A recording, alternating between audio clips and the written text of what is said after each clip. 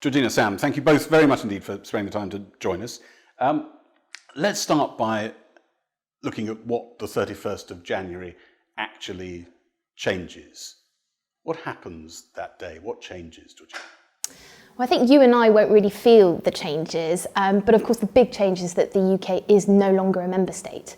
It becomes a third country. That means practically it has no institutional presence in Brussels. It's no longer taking part in those EU meetings. Diplomats will no longer be part of those working groups. But the UK does remain in the single market and customs union. So actually we are still abiding by EU rules and regulations. We still are part of the same market. We can still travel freely to the EU. And so it's really just a sort of a big change, but you and I can't feel it, and it will feel rather cosmetic on the 1st of February. We can still be taken to court by the European institutions. Yeah. But for the purposes of meetings, we've got to have a glass at the wall. We've got to ask people as they leave the meeting what happened in there.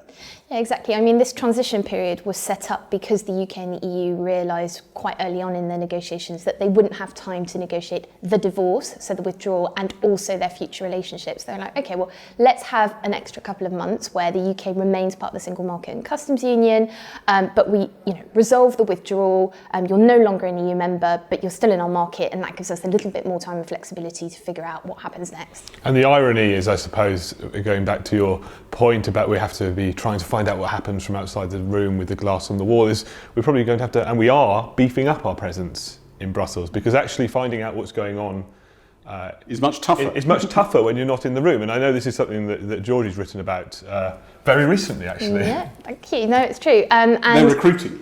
Well, government, I think, has recognised that actually it will be much harder, because it's not really just sitting in the room. It's like walking on the way to the meeting with your, your colleagues, your other EU diplomats, figuring out, well, what's your government's policy position on this? Can we collaborate? Can we cooperate?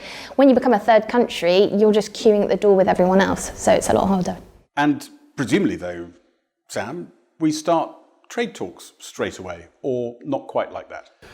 So, no. Once we have left the EU, then, of course, trade talks as to the future relationship can begin, but they're not going to begin straight away, because the EU is still developing its mandate for the negotiations on the future relationship, and that won't be confirmed until the end of February. So I think, realistically speaking, we're looking for trade talks between the UK and the EU to begin in March. And what are we learning about that mandate? What's with the glass to the wall?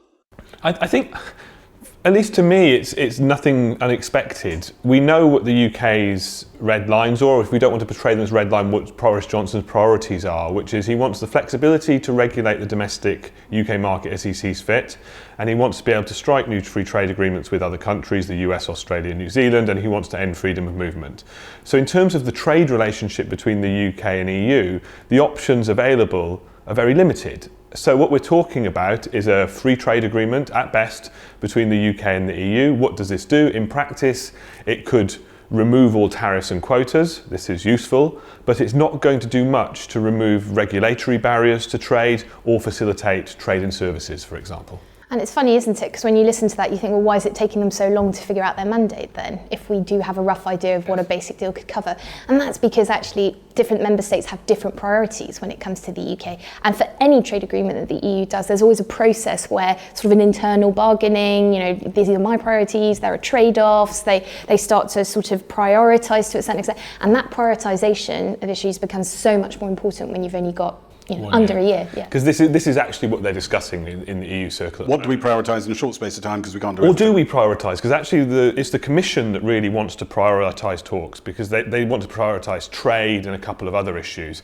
But for some of the member states, they're saying, well, no, let's just try and do everything at first, and then we'll prioritise if we need to later. So just in a mad panic at the end. Potentially. But so we're just working that out. But of course, this is just the normal process of the EU developing a mandate. By the time it's published, or if they do publish it, they might not publish the actual mandate, they might publish the objectives linked to the mandate.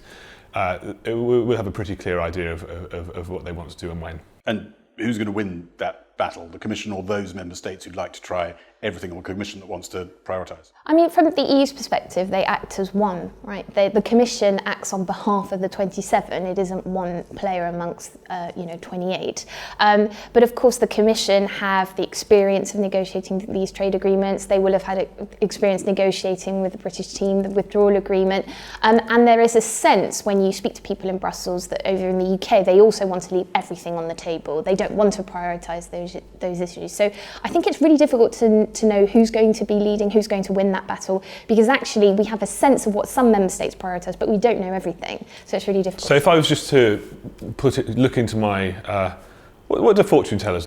Crystal ball. Crystal ball, yes. If I was to look into a digital one these days. If I was to look into my digital crystal ball that's linked up by 5G to my fridge or something like that, I would say, what do I expect from the next year? First half of the year, once this discussion gets going, we know the EU is going to want to talk about fishing straight away. That's in the political declaration. They want to get something resolved on that by the 1st of July. We know that there's going to be some arguments about the preconditions the EU is going to place on a free trade agreement, on negotiating a free trade agreement with the UK. So these are the controversial issues around the UK remaining aligned on state aid and also committing not to roll back on EU labour and environmental protection. So I think this first half of the year we're going to get a lot of chest beating. I don't actually expect substantive negotiations to happen until the autumn. There's a funny old contradiction at the middle of all of that, isn't it? That Europe says you can only walk through the door towards a bare bones free trade agreement if you promise not to massively expand the state with state funding or to deregulate it in the other direction. Well, that's, I think, because the EU is more than just a market. It's, if you want to think of it differently, it's a regulatory superpower. So when you talk to people in Brussels, they say, look, we know that the UK wants to diverge, otherwise why would it vote to leave the single market and customs union? It's how you manage that divergence, and it's how you prevent, our businesses from facing an unfair competitive advantage. How much do they think we really want to diverge? Because I don't remember it being a massive part of the 2016 debate or even the general election that we just had. So when it comes to diverging in terms of, say, working directive, rules that govern the labour market or the environment? So to be honest, that's the labour and the environment they're a bit concerned about, but not overly concerned about. And you can see it in terms of the prioritisation. So what they're asking for in labour and environment is for us to commit not to remove any legislation, not to roll back. But the thing they're really worried about is state aid. So they're worried that because Brexit, as they view it, is going to be bad for the UK economy, they recognise that the government's going to be tempted to step in to try and make up for the private investment shortfall. And they're worried they'll do so by pouring a lot of cash into industries, bribing industries to move to the UK instead of the EU, and the like. And this was propping up some that are in difficulty as well. This was initially mainly a Corbyn-based concern, but obviously the rhetoric around the new Johnson government has also been one that's a bit more free spending, the talk, and this is what they're concerned about. Of course, this is one of the areas of negotiation. This is something the UK says we will not have, the EU says you must, and my take on this is, and if you look at the history of the negotiations, is the EU will move a bit and the UK will have to move a lot if something is going to be agreed. I mean, and also when you read a lot of sort of press coverage here in the UK, it's like, the EU aren't taking the Prime Minister's claims seriously. They absolutely are taking the Prime Minister's claims seriously, and they've always been very clear, we negotiate with the British government. So if we have Secretaries of State coming out saying, well, our intention is to diverge, they're going to take that very seriously. But of course, the lot of it is the outcome of negotiations will be a compromise. Who gives in more remains to be seen. We will see. But I think at the start of any negotiation, you're going to, put a position that you think might be, your harshest stance, knowing probably that you're not going to end up there. So I think the real difficulty for any Brexit watcher over the coming months is going to be who's saying what, because in the EU, it's not just about the Commission. You've got a new European Parliament, people representing constituencies, car manufacturing industry in Germany that feel the need to stand up and say things. Who are the real shapers here, the movers and shapers, and what do they say? Is it just political stance, I have to say something, or is it really an indication of what the EU is thinking? And I think sort of disentangling the politics from the policy position is going to be really tricky. And on this divergence debate, there's actually been a lot of confusion within the UK about this, because the EU is making these demands on environment, labour, state aid, But these aren't demands about product standards. They're not demands about, if you want to sell into the EU market, you have to meet those product standards. If you're outside of the EU, they can no longer assume they meet the criteria for an EU product standard, so they will check them on the way in. That's the default. We're leaving the EU single market, we're leaving the customs union, we're going to have a free trade agreement. There are going to be checks on our products going into the EU. What the EU are worried about is that we're going to create a super competitive environment for businesses by deregulating, by propping them up with loads of money, and they're making that a precondition of tariff and quota-free access to the EU. And one of the discussions that we're going to have now, I think, is whether that precondition is a precondition for the entire trading relationship or just for tariff and quota-free trade. Because if it's just for tariff and quota-free trade, there is a scenario whereby Johnson can say, well, I'm not signing up to this, and in return, we will accept that in certain products, there will be tariffs. So for example, on agriculture, and we haven't talked about access to fishing waters yet, so that's another EU demand, also potentially on our fish exports to the EU. So this is where some of the negotiating will happen, and I'm not sure it will happen straight away. You think there's no way that stuff will be tidied up in the first 6 months, or maybe not even the second 6 months? I think it will get tidied up if it does at the end of the third quarter of the year. And the reason I think that is that we've also got this other deadline that we haven't spoken about yet, which is the 1st of July, which is the deadline for the UK asking the EU to extend the transition period or not. And of course, Johnson has said he won't do this. I personally don't think he will do this. But in a way, that creates its own negotiating ecosystem. You're all going to be asking him about it in the media. You say, oh, you're going to extend Prime Minister? No, why not? No. Until we've cleared that threshold, it feels that it's difficult to see any scope of compromise. There's nothing saying that it has to be the UK to ask to extend the transition. The EU could. Potentially. I mean, I think it's unlikely at this point, but who knows? We haven't started, these negotiations haven't started. Once all those discussions begin and, just the scale of the task, it might be that there will be pressure not from the Commission or EU governments, but it might come from elsewhere. Because the European Parliament have been very clear, we will not be rushed into this. We want time for public debate. We want time to scrutinise this agreement. And if there are negotiations that are pushed back beyond 2020, we want to be sure that we're happy with that too, because they need to sign it off. We've touched on whether we play by the European rules on environment, labour, all that sort of stuff, the social regulations. But on product regulations, which you mentioned, Sam, what's the sense of how much the government wants to diverge, either in product standards or the way you get to the same standard? Where is that going? And how much on a sliding scale of pain would the EU be willing to delay products at the border even longer if we weren't playing by their rules, or they just generally weren't happy with this? I think the thing to understand is that once the UK has the flexibility to change its product standards to diverge, the EU will treat us as if we already have. So actually, what the pain is built in terms of the delay at the border. Yes. So once you have the flexibility to diverge, you're treated as if you already have. The actual controls, new processes you face at the border or in market when placing those products on the European market are fixed. And it's quite a big leap in costs from what exists now. And my feeling with the government... What sort of percentage what variations are we talking about as a margin? It's difficult to give exact percentages of value. I can give you an example of a product. Maybe that's easier. So if you export a product of animal origin to the EU, so some lamb, outside of the EU's single market, that product of animal origin, the lamb, will have to enter the EU via a certified veterinary border inspection post, so a specific point of entry, where it will be subject to 100% document checks and 100% identity checks. And by the way, those documents will need to have been signed by a vet. The rate of physical inspection can be 50% or above, although there is precedent for the EU reducing that rate of physical inspection via agreement. The EU has done an agreement with New Zealand that does that, so that's possible for the UK. So what I'm talking about here, the UK could have the exact same rules as the EU on day one, as it will do, and these controls will already be in place. And my feeling, we're getting back to what does the government want to do? It wants to have this flexibility to diverge. I think if you talk to them in practice, they will acknowledge, actually in a lot of areas, we'd choose not to. But in a way, that doesn't matter, because once you've gained the flexibility to diverge, you're going to feel the pain of divergence. And my question for the government then is, what's the point of getting this flexibility if you're not going to do anything with it? Give me some examples of what you want to change. And do you get examples when you ask? Not at the moment. You can point to a few, so say on GM food maybe, that's something that gets brought up. And then there's sort of theoretical examples about financial services and data, but if you prod a little further, you never get anything specific. And I think, there are three things. One is the EU, it's an insurance policy, right? They have to protect and uphold standards for their own consumers and citizens. So it is that. Second is, the UK is going to become a third country. So why should it be treated differently to other third countries? I mean, there is this real precedent, what we offer the UK has to be negotiated. It has to conform, our lawyers in Brussels have to say that this is possible because there are third countries around the world are watching this. They don't necessarily want the same arrangement that the UK and the EU will,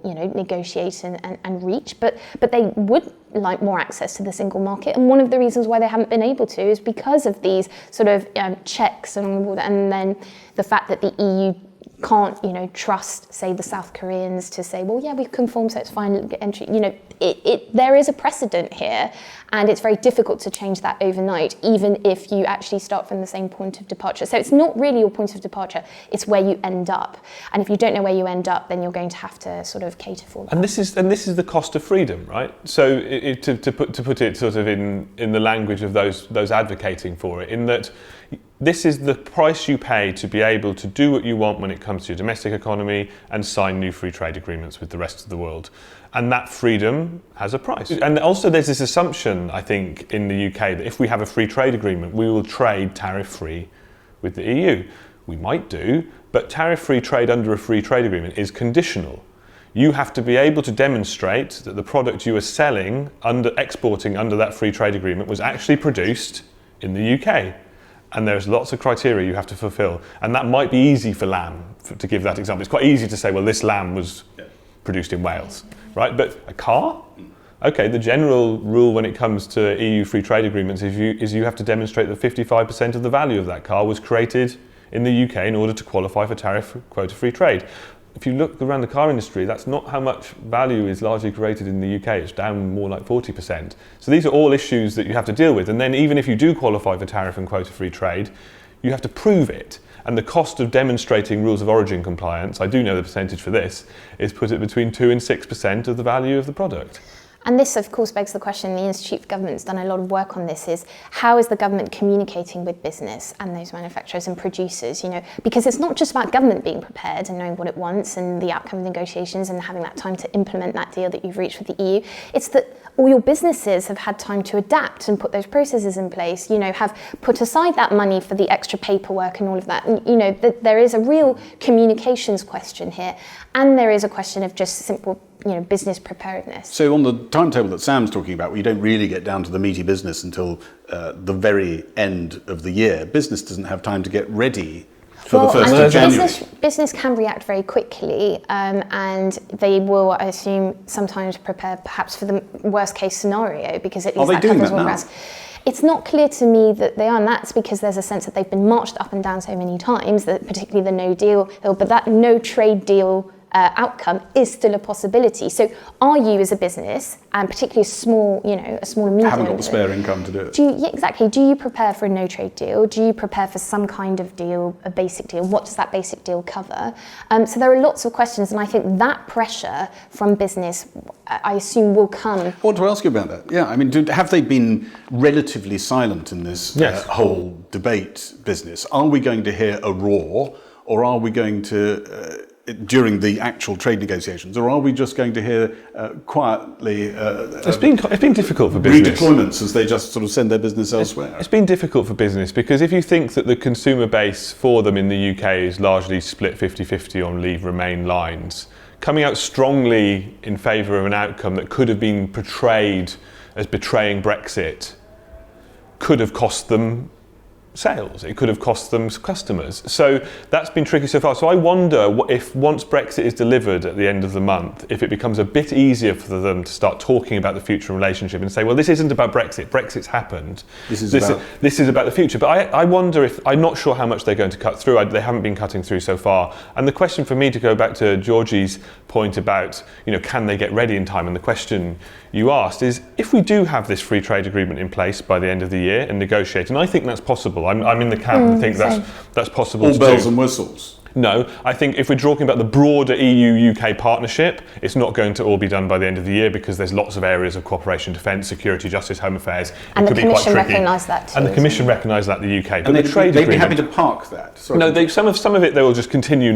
They might not park, but it just will take a bit longer. There'll be an outline agreement, perhaps.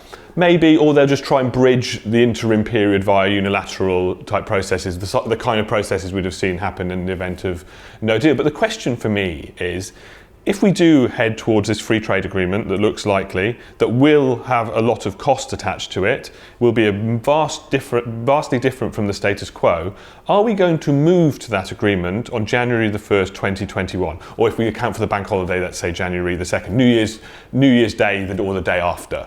And because if we do go from status quo to that future relationship as envisioned overnight, the kind of visible rupture, the visible impact at the border is similar to having left without an agreement in place. So the question I have for the government, and I think businesses will have as well, is, okay, this is your desired end destination. Are you going to, once you've got it negotiated, are you going to ask for it to come in overnight, or are you going to talk to the EU about maybe phasing this in gradually over time? So we're talking about more of a death by many cuts rather than a beheading. And that is a question for the EU as well, is how stringent are they going to be on the 1st of January 2021? These we'll know that standards on the 1st of January 2021, well, we expect them to be the same, so it's not really that, but it's all the, the checks along the border. We haven't tested this yet. We don't know what it looks like. We know that when there was a lot of talk about no deal, that France had, put allocated parkings to prepare for border checks. Will those exercises begin again? Because maybe if you have a basic deal, you're going to have more checks, you're going to have more border infrastructure. Who's testing that? So I think it's a question for the UK, but it's also, and most definitely, a question for the EU. Because there's three questions, I think. There is, does Boris Johnson, I don't think he'll extend the transition period, but once he has an agreement in place, will he want to avoid a rupture and try and phase in the new relationship? Maybe. Will the EU accept this? Maybe. And then there's just the practical question of, how do you phase in this new relationship? Because when countries join the EU, they phase in their integration over time. And in lots of free trade agreements, say EU, Japan, the car tariff reductions are phased out over 7 years. Yeah. But how do you phase in friction? How do you phase in checks? Because every time you phase in a new level of disruption, you're going to annoy someone, you're going to hurt someone. So there is just a question about, do you want to do it gradually, or do you just rip the plaster off overnight? And when you look at a lot of trade associations, EU trade associations, when they ask their members, what is the biggest cause of trade disruption? Often it isn't tariffs, it's all it's the paperwork. It's the, certification that the EU requires. It's all of those things. And actually, I think when you've been part of the same market, you don't realise. It's almost like pipes in a house. All of a sudden we've stripped away the floorboards and we realise there's all these pipes. We want to now, do a whole new plumbing system, and we just realised the extent to which we were embedded in the system and how we're going to have to just start afresh, and it's just going to be complicated. It sounds like what they're planning to do to the Parliament building over the road. You've touched on the timetable there in terms of how the next year sort of pans out, but just tell me a bit about, people aren't used to following trade negotiations closely. What kind of a phenomenon are they? Will we see people going backwards and forwards? How many groups, how many work streams does this whole thing get divided into? Do we ever hear anything? Does it act like a submarine and sort of pop up about 6 months later and we find out what's going on? How do they work? You follow them. Trade negotiations work a certain way, but this is going to be a very different trade negotiation, partly because we're not looking to reduce barriers, we're going to be basically erecting new barriers.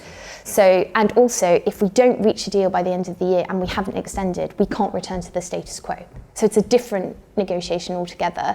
It's very difficult to know how many work streams will be happening. Will they be happening in parallel? Usually the EU likes to sort of close one chapter and then open another. We know that the UK and the EU want to negotiate a security partnership, are we going to be able to separate that from our trade negotiations? So if talks on trade turn really sour, will those impact our discussions on security?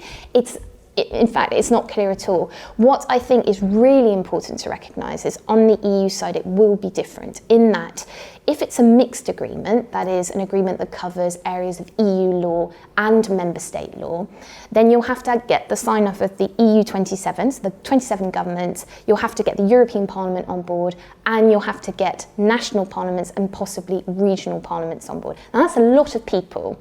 So Barnier, Michel Barnier, who's obviously the EU chief Brexit negotiator, has been sort of applauded for his outreach. He goes around. We've already seen him on his EU tours. He's not only meeting with governments, he's meeting with parliaments, he's meeting with business executives. He's saying, look, these are our positions, trying to see and test where there might be common ground.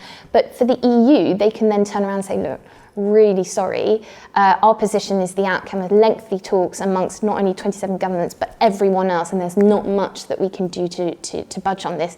And because there are so many people who need to give their consent, it will mean that their sort of power and their room for manoeuvre will be smaller, I think. One point I would make though is I think everyone likes to look for precedents. So when we're saying how long does it take to negotiate a trade agreement, people will often say, well, the EU-Canada agreement, it took 7 years from when it began to completion. And I'm just not sure how helpful that is in this context, because it's a vastly different scenario. As Georgie just mentioned, you do have this cliff edge at the end of the year where everything changes. You can't return to the status quo.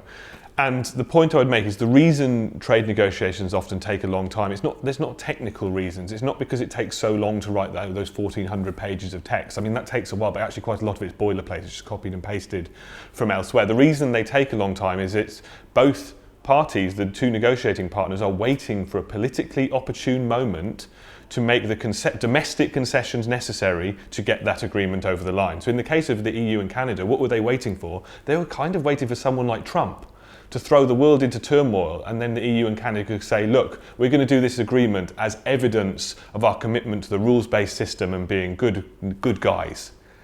That's why it got signed in the end. But in this case, we have a firm deadline. We've got to get it done in a year, or else there are consequences. What does it look like the government's plan is? It looks like they intend to try to start something maybe even before they even cross the Channel, across the Atlantic, in order to make a point that we're big players here, we've got other fish to fry. So I don't think they know yet actually what they want to do with the US. They know they need to start negotiating with them, and I would advise beginning negotiating straight away with Donald Trump, because he's a bit petty.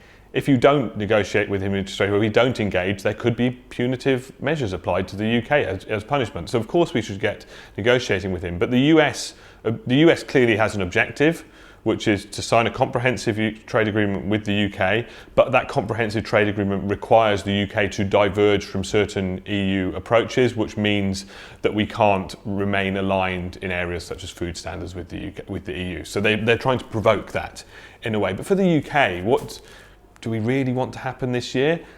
I don't think we know yet. We haven't had objectives published of a US-UK negotiation. What I think will happen is that we're going to have a big launch event. We've started the talks with the US. There'll be lots of fireworks. Drum roll, fanfares. Drum rolls. This will excite quite a lot of people. The Brexit supporters who've always wanted this will go yes. And then what I think will happen is we're going to try and find something small, related to trade, to negotiate with Donald Trump quickly. A limited, defined agreement. We will try. So to give a completely hypothetical example, we will scrap the digital services tax in return for the US excluding us from the Boeing Airbus retaliation tariffs. It could be as slim as that. Slim as that, because then it can just be, it's phase one, ready for the November elections for Trump. So Trump can say, he can go, I've done a trade agreement with the UK, with Japan, with Korea, Don't need Congress's NAFTA. approval. Don't need Congress's approval because it's a mini executive competence deal. And then on Johnson's side, he can say, look, we've done the first bit of a trade agreement, and now we'll take our time to negotiate the rest. And in a way, I think that probably suits both parties. And also, why not? I mean, Yeah, if the UK is voting to leave has voted to leave the European Union, is going to become an independent sovereign country, it makes sense for the government to explore trade opportunities with the US. I think where I would caution is that the US, like the UK, has its own interests. The US has made no sort of secret of the fact that it wants to have a European foothold, and you've written a lot about this, Sam, being able to demonstrate to the EU, oh, hi guys, well, the UK, has similar standards to you. They've accepted our demands, so why can't you, the EU, accept our demands? So there is a question of how much they're going to try and use this deal with the UK, whatever shape it takes, to then dangle it in front of the EU. To gain leverage over the EU. And that's the other thing as well. I think, a lot of the time when we're talking about Brexit, UK-EU relations, but also then the UK-US trade negotiations, these aren't taking place in isolation. And actually, the Commissioner for Trade, EU Commissioner for Trade, Phil Hogan, was in DC just last week, wasn't he? Talking to the Americans about opportunities to deepen trade between the US and the EU. So all of this is happening at the same time. It's great for trade nerds and people like us, but it's going to be a lot to follow, particularly for the UK government, which until the end of the year will still be abiding by EU rules and have to adopt any new EU legislation. You talk about a drumroll fanfare moment with the US. Who else is at the front of the queue for those sort of moments? What other trips might we see for the Prime Minister or someone else? So I think we know the countries that have been made priorities. So I think Australia and New Zealand, those negotiations could begin quite quickly, and they could actually even conclude by the end of the year, because in a way what they're asking of from the UK is easier to give. They just want us to remove some tariffs. They don't necessarily, they will react to the EU-UK negotiations and respond and shape their demands accordingly. They're not the US, where they can make demands of the UK that shape the UK's negotiations with the EU. The other country is Japan. Yeah. And this is, I try and make this point quite a lot, which actually, if we were really thinking about this strategically and pragmatically, the country we would actually focus our efforts on is Japan. They're the third biggest investor into the UK after the EU and the US. And they've been quite upset by Brexit. They've been offended. There's a lack of trust now, because they viewed the UK as their route into Europe. They see this as a bit of betrayal, and Japanese investment, anecdotally, seems to be seeping out of the UK slightly. So in terms of rebuilding bridges, the Japanese are important. And they're just important for another reason, which is internationally, actually we're in a similar position to Japan now. We're a big important country, but we're not the US, we're not the EU, we're not China. And these trade wars are going on around us, and we're going to have to navigate that somehow. And who are we going to want to be doing that with? One of those countries is Japan. And obviously Japan, it really wants the WTO, for example, to function properly. Yes. This is something that the UK government has been very clear about. We want the WTO to work as well. We want to try and resolve the dispute settlement mechanism body that's just been in paralysis since December 2018, I believe. No, last year. So there we go. So there's this real commitment on both sides to really promote a rules-based international order, free trade, etc., whatever those grand sort of statements mean. But there is also scope there for politically and at the political level to send a strong signal of commitment. And it's not only about working with the EU. Working with the EU in international organisations is complicated if your negotiations aren't going very well. So who are you going to be working with at that point? And I think this is where the UK government has an opportunity, actually, is to really think. There are countries around the world looking to the UK thinking, well, what role do you want to play? And it's now that the government must be clear and try and function. And of course, it's also got to be realistic about its role, though. So we are not, there's lots of people who do accept this, but we're not, as I said, we're not the US, we're not the EU, we're not China in these discussions. We are something different. We are something a bit smaller. Yes, we have more flexibility to be nimble, and yes, we have a commitment to upholding the international order. But we're not just going to walk into the WTO on day one and say, guys, we're back and we're going to fix it. That won't do anything. That won't have any use. People get annoyed.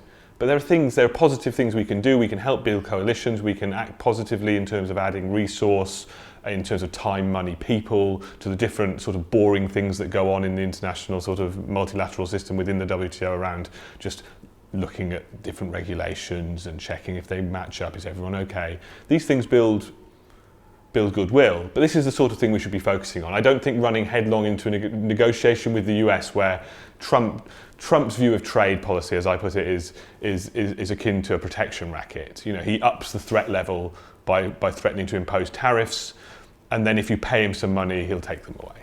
You know, that's not a good basis for a relationship. But of course we have to engage with him, but let's just be sensible about it. Let me just finally ask you both, our relationship with the EU going beyond the end of this year. It was always said in the past that we were going to be like Switzerland, negotiating forever.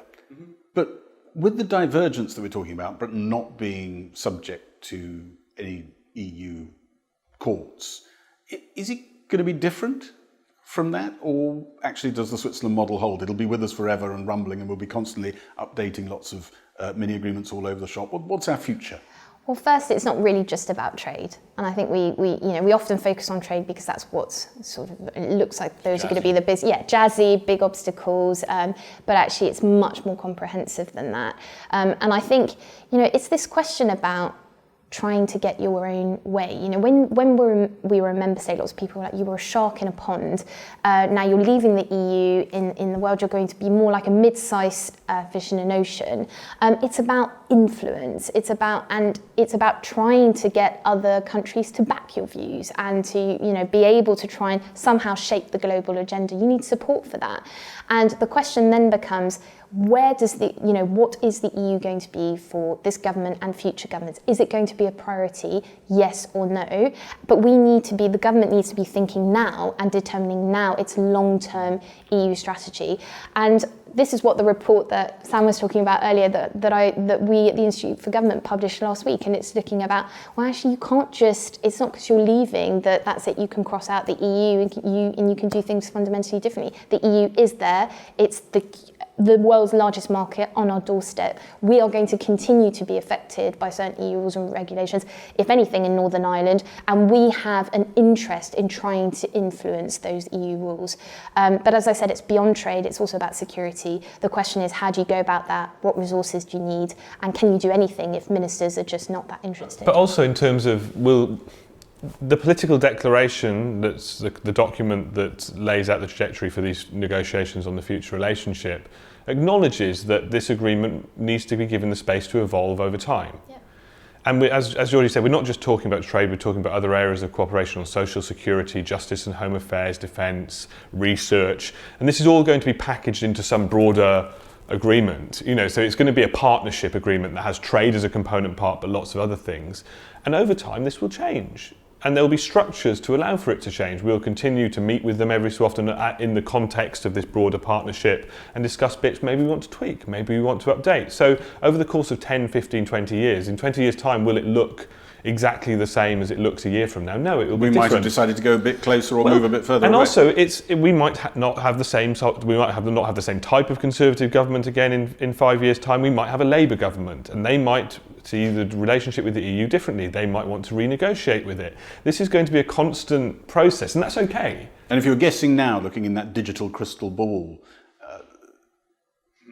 20 years from now, we're in a sort of future that is close to the deal that Theresa May was talking about at the end, where you really are hugging the EU institutions quite close, or you're somewhere halfway across the Atlantic. I think it really, we often forget that the UK is changing, but the EU is changing also.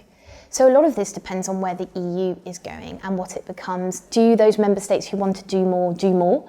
Or is it that every EU member, we're all heading in the same direction? I think that's going to condition a lot of what happens to the EU's relationship with the UK, but also what happens to the EU. And we know the EU are putting on a conference this year where they're going to be trying to sort of set a strategic vision for the EU over the next 10, 15, 20 years. But I think that is important, and actually that's how it develops and how it changes, and what role different member states play and what they want out of the EU might condition the way that we are as well. Georgina, Sam, thank you both very much indeed. Thank you.